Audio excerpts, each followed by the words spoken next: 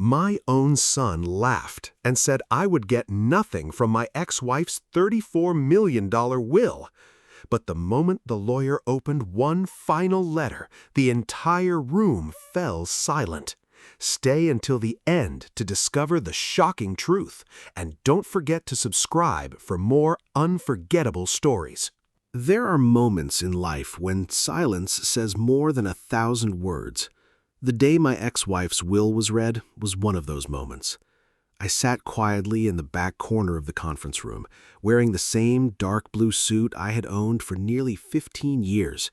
It wasn't expensive, but it was clean, pressed carefully the night before. Across the table sat my son, Daniel. He didn't even look at me.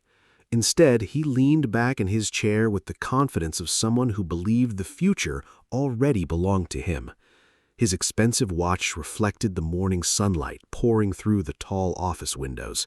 His designer shoes rested comfortably on polished hardwood floors. Everything about him screamed success, or at least the kind of success money could buy. The lawyer hadn't arrived yet. The room was strangely quiet. Nobody spoke. Nobody smiled, until Daniel finally broke the silence. He looked directly at me and smirked. "You know," he said, loud enough for everyone in the room to hear, "you don't have to stay." I looked up slowly.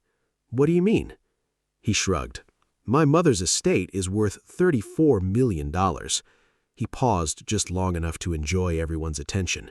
"And according to her wishes, you're getting absolutely nothing." A few people shifted uncomfortably in their seats. No one interrupted him. He continued, "You divorced her years ago. You weren't part of her life anymore. So honestly," he smiled, "this meeting has nothing to do with you." His words hung in the air, cold, sharp, calculated. I could have argued. I could have reminded him who stayed awake beside his hospital bed when he was 7 years old with pneumonia, who worked 2 jobs after the divorce just to keep child support payments coming on time, who skipped vacations, skipped birthdays, skipped buying a newer car, simply because every extra dollar went toward giving him opportunities. But I didn't. Some truths never need defending. I simply folded my hands together and waited. Daniel mistook my silence for defeat. He laughed quietly. I guess it's hard watching someone else's fortune disappear forever. I looked out the window instead of answering. Outside, autumn leaves drifted across the courthouse lawn. Funny how nature knows exactly when it's time to let something go. A few minutes later, the office door opened. Attorney Richard Collins walked in carrying a thick leather folder. He greeted everyone politely before taking his seat. His face revealed nothing. Years of handling complicated estates had taught him how to hide emotion. He adjusted his glasses, placed the folder on the table, and looked around the room. "Thank you all for coming. We're here today to officially read the last will and testament of Margaret Harrison." The room became completely silent. Margaret, my ex-wife. We had been divorced for nearly 18 years. Life had taken us in different directions. We stopped being husband and wife, but we never truly became enemies. People assumed our divorce ended in hatred. It didn't. It ended in exhaustion. Too many years of chasing careers, too many missed conversations, too much pride. Sometimes love doesn't explode. Sometimes it simply fades. But despite everything, Margaret and I shared one thing neither of us ever stopped loving: our son. Or at least the little boy he used to be. Richard opened the folder. "The estate has been independently valued at approximately $34 million. Daniel smiled even wider. I noticed him checking his phone beneath the table, probably imagining new houses, luxury cars, investment accounts, maybe even planning celebrations before hearing a single word of the will. Richard continued reading. Properties, businesses, trust accounts, investment portfolios, everything sounded exactly as expected. Daniel grew more relaxed with every passing minute. Then Richard stopped reading. He reached for another sealed envelope inside the folder. "This section," he said carefully, "was written personally by Margaret 6 months before her passing." Daniel crossed his arms confidently. "I'm sure Mom made herself perfectly clear." Richard ignored the interruption. He broke the seal, unfolded the handwritten pages. Before reading, he looked directly at me. Only for a second, but I noticed. So did Daniel. He frowned. "What?" Richard didn't answer. Instead, he cleared his throat. Margaret requested these exact words be read aloud without alteration. Everyone leaned forward. Even the assistants standing near the walls stopped moving. Richard began reading. "If my son Daniel is smiling before hearing the entire contents of this letter," Daniel chuckled. "I probably know why. Then he has misunderstood everything I spent my life trying to teach him." Daniel's smile weakened. Richard continued, "Wealth without character becomes a curse. My greatest fear was never losing money. It was losing the son who once believed kindness mattered more than inheritance." Daniel shifted in his chair. For the first time that morning, he looked uncomfortable. Richard kept reading. "If Daniel believes his father deserves nothing, then he has already failed the first condition of my will." The room froze. Daniel blinked. What condition? Richard slowly lowered the paper. Then, for the first time since entering the room, the lawyer smiled. Not a mocking smile, not a cruel one, just the quiet smile of a man who already knew what was written on the next page. He looked directly at Daniel, then calmly said, "Mr. Harrison, I don't think you understand who this will was truly written for." Richard's smile lingered for a moment. Then he carefully unfolded the final page Margaret had written by hand. His voice became slower, more deliberate. "As requested by Margaret Harrison, these words must be read exactly as written." No one moved. Daniel leaned forward, forcing a laugh. "So, what's the big surprise?" Richard looked at him for several seconds before speaking. "The surprise is that your mother never believed money could reveal a person's character." He paused. "She believed it exposed the character that was already there." Daniel rolled his eyes. "Can we skip the philosophy and get to the inheritance?" Richard ignored him. He continued reading. "To my beloved son Daniel, if you are hearing this, then I'm no longer here to explain my decisions. I hope you have become the man your father always believed you could be." Daniel smiled confidently again. "I'm sure I have." But Richard never looked up from the letter. "However, before any inheritance is released, the first condition must be satisfied." Daniel's smile disappeared. "What condition?" Richard read every word carefully. "You must remain in this room until this letter is finished." A nervous laugh escaped Daniel. "That's it?" Richard raised one finger. "There are 7 conditions." The room instantly became silent again. Daniel frowned. 7? Richard nodded. "Very specific." Daniel crossed his arms. "Fine. I'll sit here all day if I have to." Richard continued. "The first condition is patience. The second," he turned another page, "is honesty." Daniel looked confused. "What does honesty have to do with money?" Richard answered calmly, "Everything." He continued reading. "Daniel, if you have blamed your father for our divorce, you were told only half of the story." I slowly lifted my head. For the first time since entering the room, I felt every pair of eyes looking toward me. Daniel laughed. "Mom already told me everything." Richard interrupted him. "No, she didn't." The room became completely still. Richard continued. "Your father never abandoned this family. He asked me to fight for our marriage. I refused. I believed success was more important than time. I chose meetings over dinners, business trips over birthdays, pride over forgiveness. When he finally signed the divorce papers, He cried. Daniel's expression froze. Richard kept reading. I never told you this because I was ashamed. I wanted you to think your father had walked away. It was easier than admitting I had pushed him away. Daniel immediately turned toward me. His eyes searched my face, almost as if he were seeing me for the first time. You knew this? I answered quietly. Yes. And you never told me? I shook my head. Your mother deserved the chance to tell you herself. Daniel looked away. Richard continued. Your father kept every promise he ever made after the divorce. He never missed a child support payment. He secretly paid for your university when my company nearly collapsed. Daniel's breathing became heavier. No. Richard reached into another envelope. Inside was a stack of canceled checks, bank records, signed documents. Every payment carried only one name, mine. Richard placed them gently on the table. I verified every one of these. Daniel stared at the papers. His confidence was beginning to crack. Richard wasn't finished. After my business recovered, I offered to repay your father.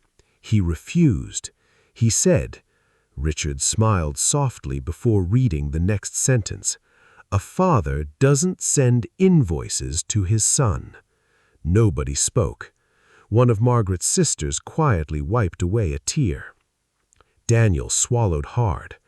I didn't know. Richard answered before I could. That is exactly why your mother wrote this letter. He continued. For years, I watched Daniel become impressed by expensive things, luxury cars, private clubs, status, but I rarely saw him ask how his father was doing. If you're hearing these words today, I pray it isn't too late. Daniel slowly lowered his eyes. The arrogance that filled the room earlier had almost vanished. Richard turned another page. The third condition, Daniel interrupted. This more? Richard nodded. Much more. The third condition is gratitude. Daniel whispered. What does that mean? Richard read. Before receiving a single dollar, you must answer one simple question. What is the greatest gift your father ever gave you? Daniel immediately opened his mouth, then stopped. The room waited. Seconds passed, then nearly a minute. He couldn't answer. He remembered birthdays, cars, school tuition, family vacations, but for the first time, he wasn't thinking about money. He was remembering moments. His father teaching him to ride a bicycle, holding his hand on the first day of school, sleeping beside his hospital bed, cheering louder than anyone else during his baseball games, waiting outside every exam, driving through snowstorms just to pick him up when his own car broke down. Memories he hadn't visited in years. His eyes slowly filled with tears. I don't know. Richard quietly closed the folder for a moment. That is exactly why your mother delayed the inheritance. Daniel buried his face in his hands. The room remained silent. Then Richard reached underneath the table. He removed one final sealed envelope.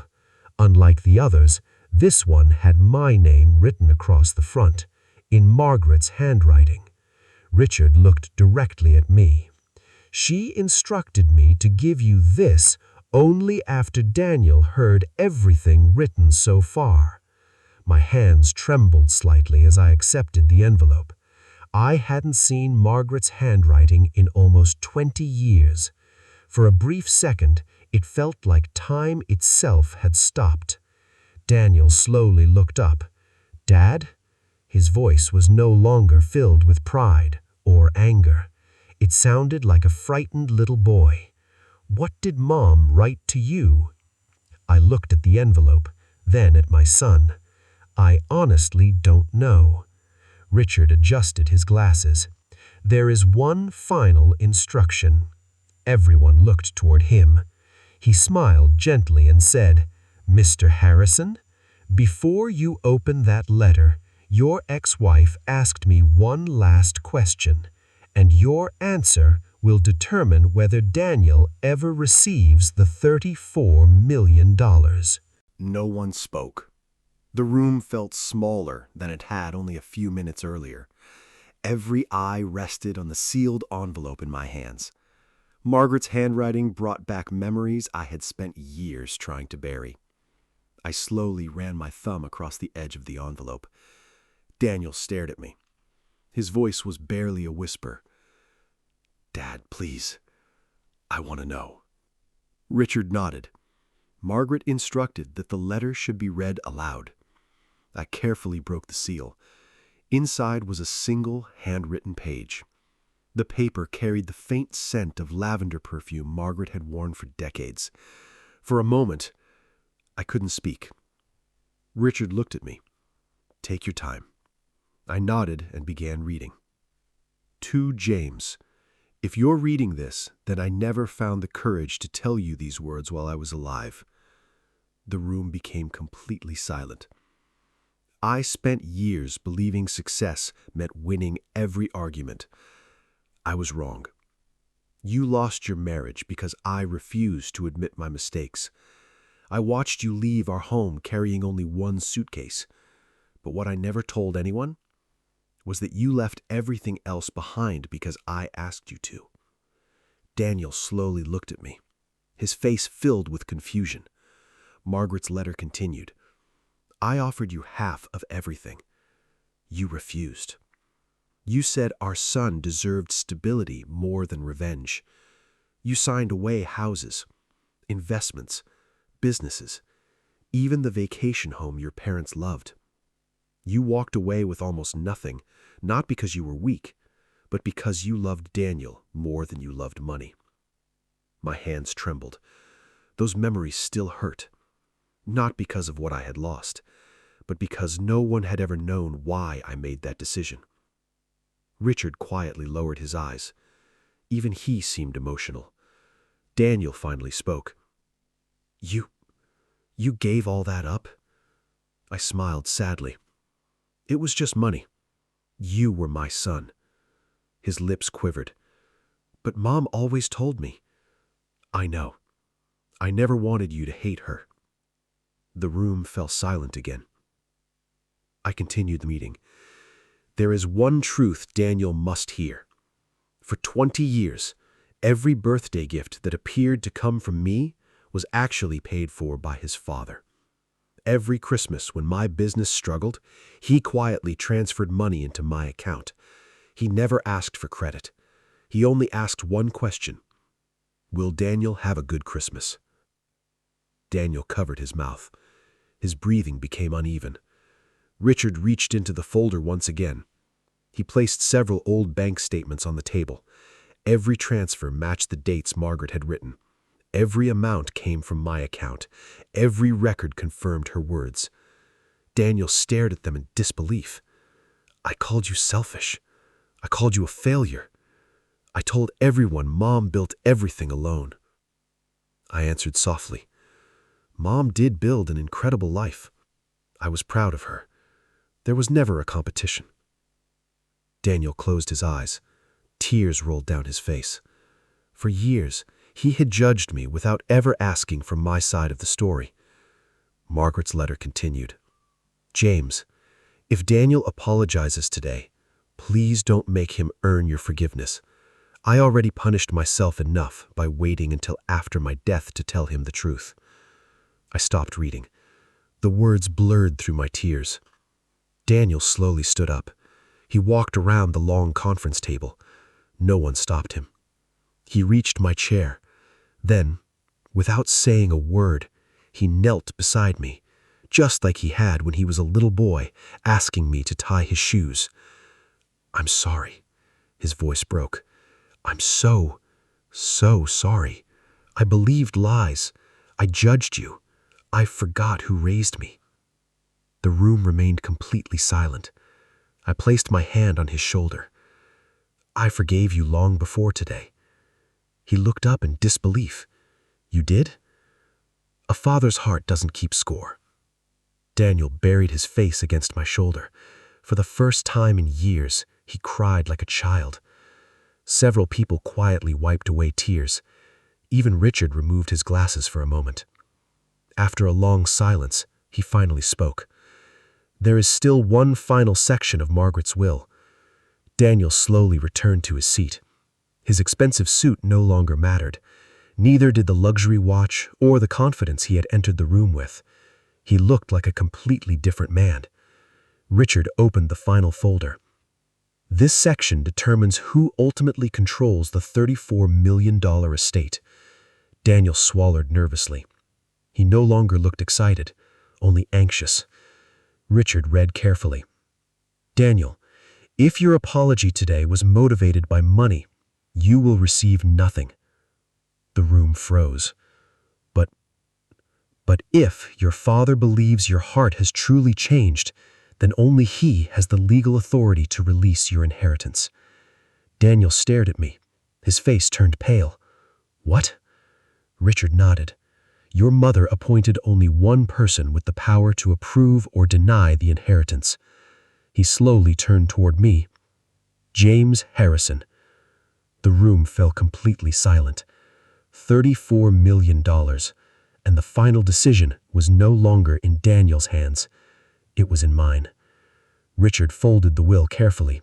Then he looked directly at me and quietly said, "Mr. Harrison, Margaret left one final handwritten instruction. I've waited 6 months to reveal it. And after you hear those words, the choice you make will change your son's life forever." The room remained perfectly still. No one reached for a phone. No one whispered. $34 million no longer seemed like the biggest story in the room.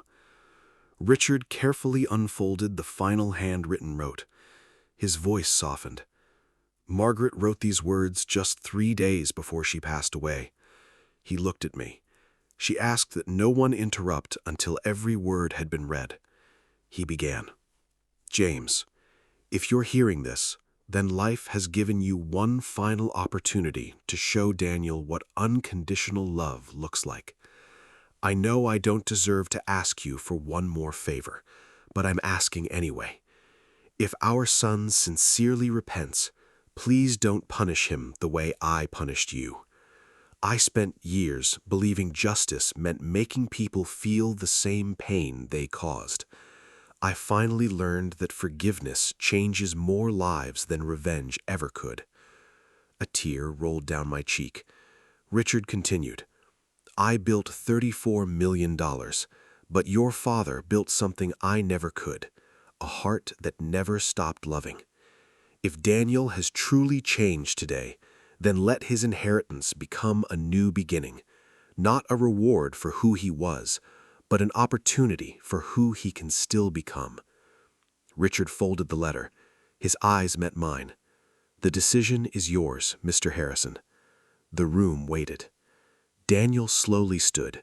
His voice trembled. "Dad, I don't deserve your trust. I don't deserve Mom's money. And I definitely don't deserve everything you've done for me. I judged you because I believed wealth measured a person's worth. I was wrong. I lost sight of the man who sacrificed everything for me." He wiped away his tears. "If you decide I should receive nothing, I'll accept it.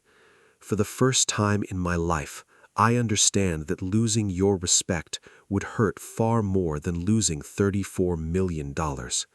Silence filled the room. I looked at the young man standing before me. I no longer saw the arrogant businessman who had mocked me an hour earlier. I saw the frightened little boy who once ran into my arms after scraping his knees on the playground. People grow older, but sometimes the child inside them simply gets lost. I slowly stood from my chair. Every person in the room watched.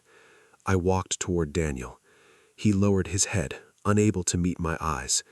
I placed both hands on his shoulders. "When you were born, The nurse asked if I wanted to hold you. I was terrified. I thought I would drop you. But the moment I held you, I made a promise. I promised that no matter what happened, no matter how many mistakes you made, you would never stop being my son. Daniel broke down crying. I'm sorry, Dad. I know. I truly know. I pulled him into my arms. For several long seconds, neither of us spoke. The years of misunderstanding, the anger, the silence, all of it disappeared in one embrace. When we finally stepped apart, I turned toward Richard. My decision is made. Richard nodded. I'm listening. I smiled. The inheritance should be released. Several people gasped quietly. Daniel looked at me in complete disbelief. You still trust me? I do, but under one condition. Richard picked up his pen. What condition would you like added to the estate records? I looked directly at my son. Every year, a portion of this fortune will help families who cannot afford medical care for their children. Another portion will provide scholarships for students who have talent but lack opportunity. And every Christmas, no child in our town should wonder whether there will be gifts under the tree. Daniel nodded through his tears. I promise. I'll personally oversee every dollar. Richard smiled. I believe Margaret would be very proud. He signed the final documents, then slid them across the table. Congratulations. The estate has officially been transferred. No one applauded. No one celebrated the money, because everyone understood the greatest inheritance wasn't $34 million. It was truth. It was forgiveness. It was the chance to become a better person before it was too late. As we prepared to leave, Richard called my name one last time. James. I turned around. He handed me a small velvet box. Margaret asked me to give you this after everything was finished. I opened it carefully. Inside was the simple silver wedding ring I had placed on her finger 40 years earlier. Beneath it rested a tiny folded note. It read, "Thank you for loving me better than I knew how to love you. In another lifetime, I hope we get it right." I closed the box, smiled through my tears, and quietly whispered, "We already did." Not because our marriage had been perfect, but because, in the end, love had won over pride, forgiveness had won over bitterness, and a father had given his son something worth far more than $34 million. He had given him another chance.